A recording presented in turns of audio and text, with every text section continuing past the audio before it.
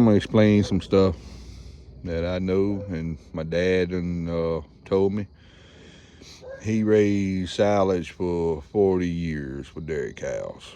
And he planted 300 to 400 acres, give or take, of corn for silage every year. And he planted 2 3 acres of Silver Queen sweet corn for the houses. It's a bunch of us. But anyway, I'm gonna explain what he taught me and where it makes sense. And I'm gonna go over the whole thing because next video, this thing I'm gonna be hopefully putting seed in the ground. What he told me was you need to have that plate. I'm gonna start inside this hopper. You need to have that plate turning as slow as you possibly can. And the reason that is, and keep in mind, if it makes sense, it's usually true. The reason for that is, the slower that plate turns, the more accurate it's gonna be.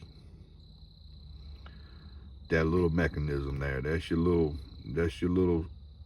seed mechanism that keeps it not keeps it, but it helps it from double planting. It's supposed to wipe the extra seed off and push them at the plate.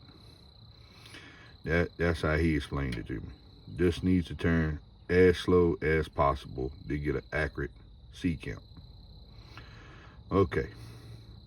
The next thing is that you need the seed spacing for sweet corn, 10 to 12 inch spacing.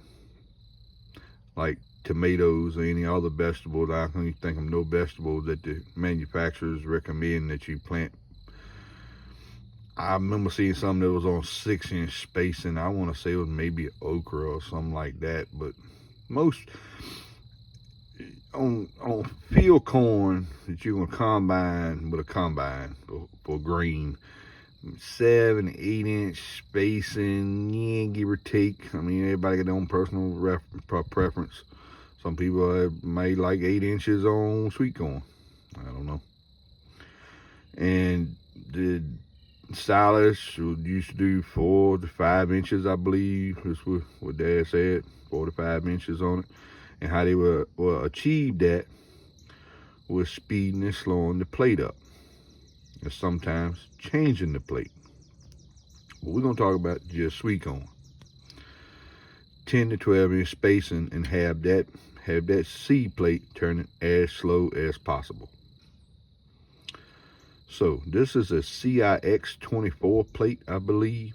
It's got the rounded holes in it. Now I have another plate that's for field corn. You keep in mind, all right, the seed, it's not like field corn, green corn. They're kind of flat. Some of these are kind of flat. Most of them are rounded like that. This is Silver Queen. Most of it is rounded. It's not flat. Get a lot of skips. My opinion, a double is better than a skip. My opinion. You can come back later and thin one out later if it's a double. But anyway, all right, I think I covered everything inside the hopper. You need to slow this down as possible as you can. I think it's a CIX 24 plate, 24 cells, 24 little seed holes in there. All right, we're gonna zoom this out. They used to use John Deere and Alice Chalmers plate planters. All they ever use is plate planters. All right, in order to get 10 to 12 inches of spacing, the way it makes sense is usually right. Sweet corn, you're gonna eat it in the house, so you want a nice, big, healthy plant with a nice, big, healthy ear. So Dad said 10 to 12 inch spacing. I couldn't get 12 inches. I got 10, around 11. Now, you can gap that. You can probably get that 12 inches. You can probably get that 12 inch spacing out of a 16 cell plate. But I got between 10 and 11 inches of spacing out of a 24 cell plate. I'm happy. Because I had started off about 6 to 7 inches, then I got up between about 8 and 9, then I finally got a change to it, and it's a pretty simple configuration after I got it, and then it was all clear then, what made sense. But 24 cell plate, this is just where I got this one. 10, 11 inches. I couldn't achieve 12. I rolled across the floor multiple times. And to check your seed spacings, just had a wheel on the ground and pick the front of it up and just roll it across the surface and then put the ruler on the seed. and wherever you got a consistent spot at, a consistent spacing part, that's where you measure. You know, you might have a skip in there or double. Just roll, a 20-foot, 20, 30-foot spot, and wherever you got a consistent area, that's where you measure at, where the seed's consistently spaced. Measure from there. I measure with a ruler. 10 to 11 inches where I got this with a 24 cell plate. How I achieved that? This planter has, it has 4 sprockets, but you only use 2. I don't have a manual for this, so a manual to this planter, so I'm roughing it and just figuring it out the hard way. I should have ordered one. They ain't $20. I should have had one. But I'm just roughing it. Once I get this thing set the way it satisfies me, it won't be touched no more. Because I'm gonna keep everything the same. I done tried the 4, 5, 6 inch spacing. I was not satisfied. It was a great crop, yeah. It was last year was one of my best corn crops of Silver Queen I've ever had. But it was too close. It was too close. But I want this 10, 11 inch spacing. It makes sense to have a nice big healthy ear corn. All right, how I achieved that? I put the smallest sprocket that I could had on here. I had 4 sprockets. And I think it's 2 for back here and 2 for up there. All right. I put the absolutely smallest one I had back here on the drive wheel. And I put the absolute biggest one I had up here to turn the seed hopper. And I tried it all different ways. 6 or 8 ways I tried this, moving these sprockets around. I went from 4 inches, and I could not get it. 10 to 11 inches was the closest I could get to 10 to 12. I couldn't get a 12-inch spacing. I'd like to have a 12-inch spacing, but that's not going to happen with that seed plate, with that 24 cell plate. If I drop down to a 16 cell plate, I would probably get it. But I'm going to leave it alone. That's good enough for me. But I got 10, I might have a 9 here and there. 10 to 11 was pretty consistent on the seed spacing. Now, I'm talking about this planter because I don't remember my video from last summer sometime I picked this planter up. And last year, I experimented with 3 different planters. 2 plate planters and a push planter. I still got the cold planter. A lot of people, gardeners, nobody really on commercial level really use these plate planters no more. But for us gardeners and hunters, the food plots, these things are fantastic. They do a wonderful job. It don't matter really if you got an Alice Chalmers, a John Deere, or International. Cole does a decent job. Now, a coal line, in my personal opinion, is nowhere near good as this or John Deere or Alice Chalmers, because the plates are at an angle like this. And trust me, I had one. I had an Avery last year too that was pretty much built exactly identical to it. They're on a slope like this, and what happened is the planter's doing this right here. A lot of the times your seed will fall off the plate before it can get up there in the hole to drop it off. I done grinded on plates. I done tweaked them and You can get them decently, but you can't, in my opinion, they're nowhere near as good as this flat bottom plate. Now, there is an advantage to that Avery duplex planter, and if you're extremely lucky and you got a IH duplex planter up there, you got the cat's meow, I guess. But the only problem with that is taking all this stuff on and off just to plant a half an acre or two with it, because you got to put the belly planter, the belly runner, and all that stuff under there. But if you got the IH one they have a duplex planter that's mounts up here behind your fertilizer drive, mounts on your planter drive back there. You have one of them, you got to cast me out. But it's pretty much the same design though. Is it gonna be as accurate as this? Probably not, because like I said, it's on an angle like this. That earthway push planter is the same way. A lot of all your skips is where the seed falls out before it gets to the hole to drop. This is flat. It's not going to drop out the plate. Most time you got to skip in this because you didn't have probably enough seed in it to cover the plate. You got the plate covered. There's a seed more likely going to be in it. You have doubles more than you do skips. Anyhow, my configuration on that was smaller sprocket you got put back on the drive wheel, and the largest one up here to make it turn the slowest. That's going to make it turn the slowest. What I experimented with.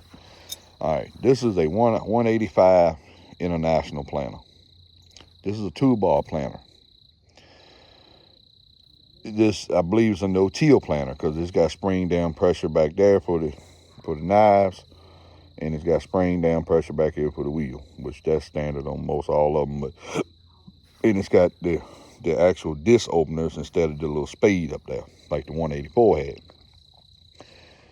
And it has some other little accoutrements that you can add to this thing, like a wheel that went on that to keep your seed depth perfect. But this makes a no-till 2-bar planter. That's what this was. That's a 1-point hitch prong. I did not alter this. I can unbolt this. This came off of that 1-point hitch bog disc I got. And all I did was unbolted the point off that bog disc and drilled 2 extra holes here and bolted it right to the same bolt holes that were bolted over that clamp here. That's all I did. I'm gonna paint this up and get it all touched up one day, but I haven't spent enough time trying to get this planter right. I did the chains and the sprockets and all that stuff the other night. All right, my 10-11 inch spacing. Y'all seen what this thing looked like last year? Everybody been watching. This thing was a yard ornament. It was a wreck. This wheel was so frozen solid. The chain was rusted clean off of it, and it was a wreck. The drive piece in here that turns the seed plate was rusted solid. What else was wrong with it? These disc openers. These are gonna be custom made disc openers, and I'll explain that in a minute. Bear with me, I'm a little tired, but these custom made, these are Agri Supply disc openers. I couldn't find none directly listed for this planter. This is a 185. I couldn't find none directly listed for this planter, so I'm taking the Agri Supply ones and just kind of making them work. I'll explain that in a minute. But all that stuff was rusted up. I had rust holes all in the hopper. This right here is a patch I put on here. That was a rust hole that was here. It's not Bondo, it's JB welded. I grinded it down, grinded all the rust I could out of it, and JB welded it. Now, this is supposed to be up front, up center, where you can sit in your seat and see this little window. I'm not gonna put but a pound or 2 of corn in this thing at a time. I don't need to see that window. This thing has so many cobbled up holes in it. I just left that alone. I just left it alone.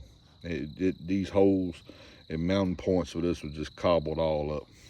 I had another big rust hole right here that I patched up with JB Weld too. This was just rusted all out. But I settled with the international planter because I got a call international tractor. And these things, an international one row unit is expensive. It's one of these on Marketplace. I don't know exactly where it was at, but I seen it in there last night. They want $1,000 for it, just like that, just bolted right on a toolbar. $1,000. I brought this as a yard ornament. I just happened to glimpse it, and I said, that looks like an international planter. Sure enough was. I paid $50 for it. All right. I said, all this stuff was rusted solid. It was a disaster. I was missing one of them down pressure spring handles. I got a friend of mine that got a machine shop to make one of those. I'm gonna say on the high side, I think I got around $300 tied in this thing. I'm gonna say I got $400, just to be on the safe side. I got $400 tied into this. And like I said, once I got it done, I got all the little kinks out of it. It was like my fertilizer drive up there. It had a lot of kinks. Hydraulic, touch control. So I got all the kinks out of it and get it rolling. Pull it through the back of the tractor, take my point bag off. I'm not going to leave that on there because I'm only going to use this once, maybe twice a year. And I'm going to put it up. Maybe put up to next year. Like I said, a decent plate, the decent plate planter is expensive for us type people that's just doing a little gardening, ain't really making no money off of it, just hobby. They're expensive, especially when you get into like Alice Chalmers, the single row stuff. You get into Alice Chalmers and International and John Deere's. They're really expensive. I seen one like JT West had got for sale. I seen one for $800 sold. That's expensive for me. For me, that's expensive. I've seen that one like JT West. I think he's got a 184. I want to say one of them I saw. I think is a 184. That thing I've seen them sell around here for $1,200 for a one row fast hitch planter. These are 2-bar planters here, just 185s. Now the newer ones I think it was a 285. Look almost identical. They had a different packing wheel on the back, I know. But I said, we get all the little kinks out of it. If you got one of these and your glasses broke out, don't sweat it. Go to Walmart. You ain't got to buy one. If you got an old screen protector for a cell phone laying around, just cut it out and slide it up under there. It sits on the little lip. There's a little lip here. It sits on. That ain't nothing but a screen protector for a cell phone. An old one I had in the house. I cut it to fit in here, slid it up in there. All you want to do is keep it where the seed won't fall out. I like to find a top for it, but I probably won't find one of them. It took me a long time just to find one for my fertilizer hopper. I doubt I'll come across one of them. But nobody wants parting in these. They want to sell them whole.